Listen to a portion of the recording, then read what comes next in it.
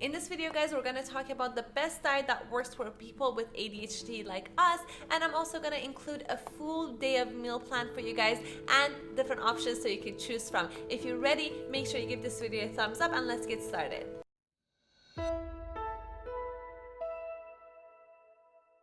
If you're new here, my channel is all about health, nutrition, and weight loss, so please make sure you subscribe and hit the bell icon to never miss a video from me. I just finished a course in nutrition at Stanford University, and I've also lost over 40 pounds despite my ADHD, and I'm here to share with you all of my knowledge, but please make sure you take my advice with a grain of salt and consult with your doctor before changing any of your diet and routines.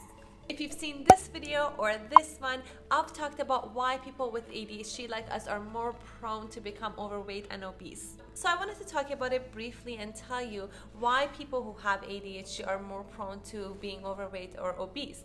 The reason for that is that our brain is lacking dopamine and they want to get it from carbs and sugar. So what happens if you consume a lot and we like binging a lot, we end up being overweight or obese. So in the videos that I mentioned down below, I really talk about how to overcome these struggles and how to make sure you get your dopamines from different sources and how to fight your cravings. But in this video, I want to actually give you a template of what you can follow in terms of a daily diet. So you can follow this plan, but in terms of specific measurement, if you are trying to lose weight, you have to make sure you count your calories and measure it so you know how much you're consuming and you're in a caloric deficit. If you're not sure how that works, you can always book a free consultation with me. I will leave a link in the description below. But for now, let's talk about some breakfast options.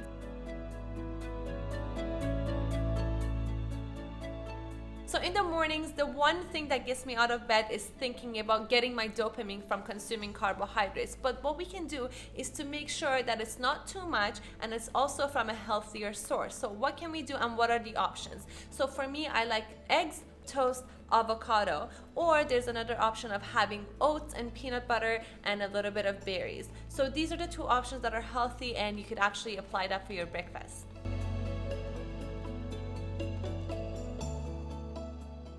If you're going to have a snack after breakfast, it depends on what stage you're in. If you're the type of person who is eating a lot of sugary things, you're having candy bars and sodas, I would really recommend switching to another different snack that has less sugar, like flavored yogurt or 0-calorie dessert. You can check out some of the examples in this video that I will leave in up here and in the description below. So I always really recommend following a whole food diet and making your snacks at home, but there are snacks that you could make at home that could be really calorie dense. For example, if you're gonna have a big handful of nuts, or you're gonna have a peanut butter jelly sandwich, or you're gonna have a hummus sandwich, these are all great healthy options. However, if you're trying to lose weight, these are gonna stop you from reaching your goals. So what I would really recommend in terms of healthy snacks is maybe a bowl of vegetables with butter that you could have, and it's very healthy, it's very good fat for you, and it's also giving you a lot of fiber and vitamins and minerals. You could also consider having a piece of whole wheat bread,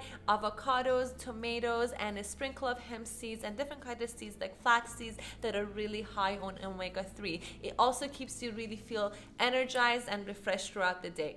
If you're home and you have 10 minutes to spare, you could actually mix these ingredients that I've listed here in this video. Here are the ingredients that you're gonna wanna have to make your healthy chocolate cake. First, you're gonna add a little bit of milk or water, 2 eggs, a whole banana, 2 heaping tablespoons of chocolate powder, chocolate stevia, and you're gonna mix them all together in your mixer.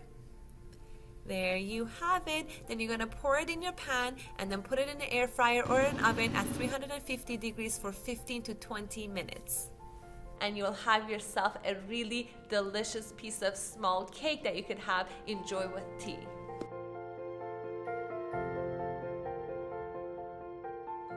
So for lunch, if you're an active person, you're working or you're physically active, it's okay to have a little bit of carbs. It's better to have it during lunch than to leaving it for last minute and snacking at nighttime. So for your protein sources, I would really recommend having healthy sources such as chicken, fish, such as salmon, sardines, herrings, and different types that you like. As long as they're fatty and they are high in omega-3s, they're going to be good for you. Or you can have grass-fed beef, whatever kind that you like, and mix it with a little bit of ingredients, whatever you like to cook it with, and have it with a half a cup of rice, and that should be brown rice only, so it doesn't really spike your insulin all of a sudden. And make sure you add a lot of vegetable. More than half of your plate should include broccolis, carrots, and different vegetables that you like to add, and that would be amazing with a little bit of olive oil on top of it.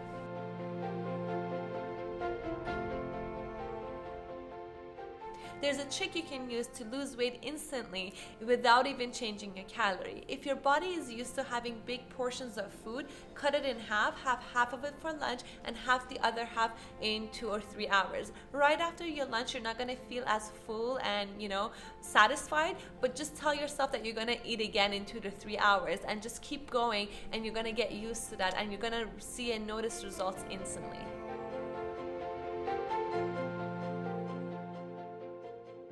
If you actually followed this plan and you measured your protein, by this time you should actually be done with your 80 grams to 100 grams of protein, which is enough for an adult. So your dinner could be a vegan meal. It could be a handful of spring mix or kale and different kind of veggies that you like.